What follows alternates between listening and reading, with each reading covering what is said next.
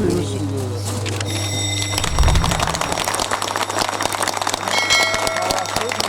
در ناحیه باباجان غفورов زیر ایستگاهی برقی مورد بهره برداری قرار گرفت. اقتدار این زیر ایستگاه 110 به 6 کیلوولت می باشد. در آن ترانسفورماتور اقتدارش 15000 کیلوولت آمپر نصب کرده شد. آن به خاطر کمبار شدن زیر ایستگاه‌های لنین‌آباد، کالخوستیان و سده نگرانیده شده است. در افتتاحیه رسمی زیر ایستگاه معاون اول سروزیر جمهوری تاجیکستان دولت علی سعید و رئیس ولایت سوخت رجب احمدزاده اشتراک نمودند.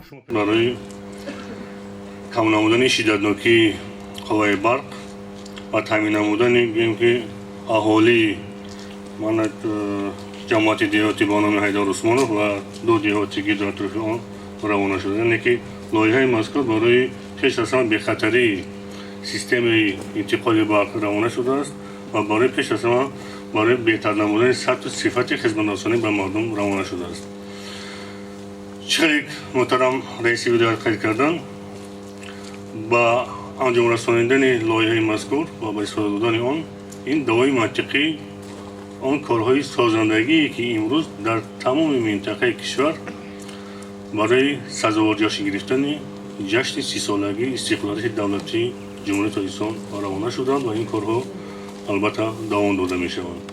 وضعیتی که امروز جمهوری تاجیکستان نه اینکه جمهوری تاجیکستان منطقه آسیا مرکزی دارد از نقطه نظر کمابی در تاریخ نظیر ندارد. این یاد ندارد متخصصان که کدام سال همینقدر کمابی شدگی است و دستور سپارش‌های اساسگذار صلح و وحدت ملی پیشوای معظم ملت پرزیدنت جمهوری تاجیکستان محترم ولی الرحمن برای با برق دائمی تامین نمودن مردم روانه شدند. آن تاکیدهایی که این روز جناب ولی کردند برای سفرکاران استفاده بردن قوای برق این برای اون که ما همون مانعی از گفتن محدودیت‌هایی که گفتن همین ما به استفاده نبریم، ما هم راه نرویم.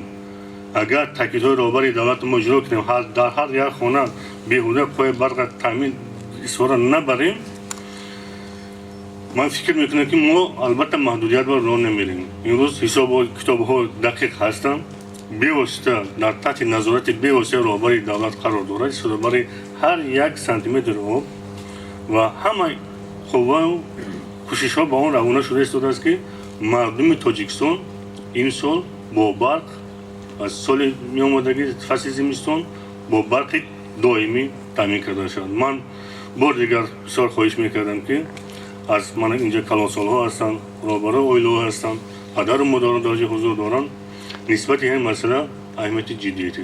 زیر ایستگاه برقی را در جماعت حیدر عثمانی ناحیه باباجان غفورov مورد استفاده قرار دادند. کارهای ساختمانی در این موضع آغاز سال روان شروع گردیده پورا ماه دکبر به انجام رسانده شد. آن را به خاطر بلند نمودن صفت انتقال نیروی برق و همچنین کم نمودن تلفات قوای برق نصب نمودند. ما باید برق را ثمرناک استفاده بریم.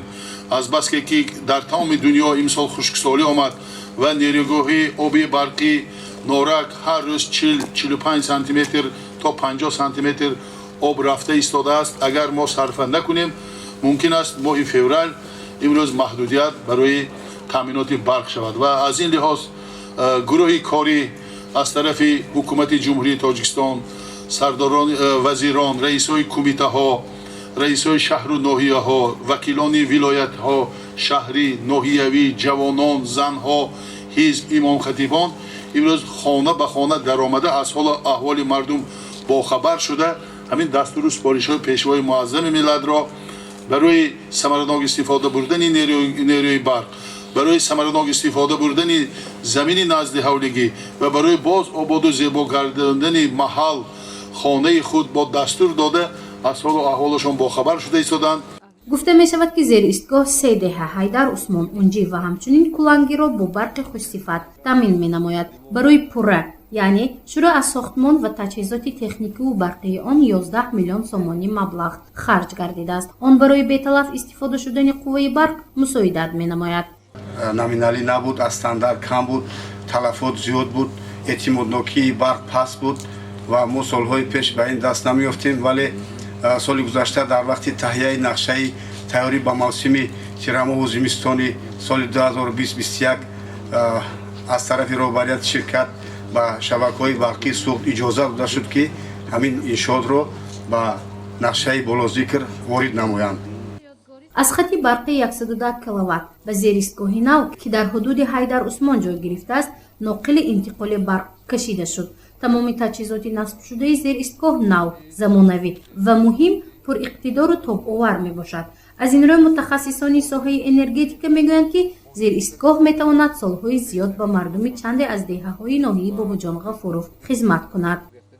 корҳо фасли тобистон оғоз гардида буд ва имрӯз мо шоҳиди он ҳастем ки зеристгоҳи барқи нав сохта шуда, яъне бо трансформатори иқтидораш 15000 киловолт ампер ва таҷҳизотҳои барқи шиддаташ 110 инчунин 6 киловолт ва 3 хати барқи интиқолшавандаи шиддаташон 6 киловолт аллакай ба кор омода мебошанд ва рӯзҳои наздик аллакай ба хизматрасонии худи муштариёни аҳолинишини ин ҷамоатҳои дар боло номбар гардида хизмати худро мерасонанд.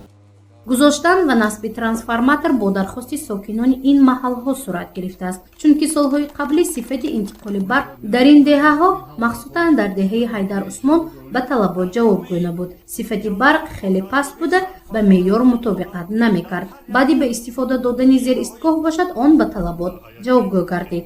албатта то имрӯз сифати барқе ки сокинони ноҳияи Бобоҷон Ғафуров ҷамоати Ҳайдар Усмонов ҷамоати унҷи истифода мебурданд паст буд сифаташ.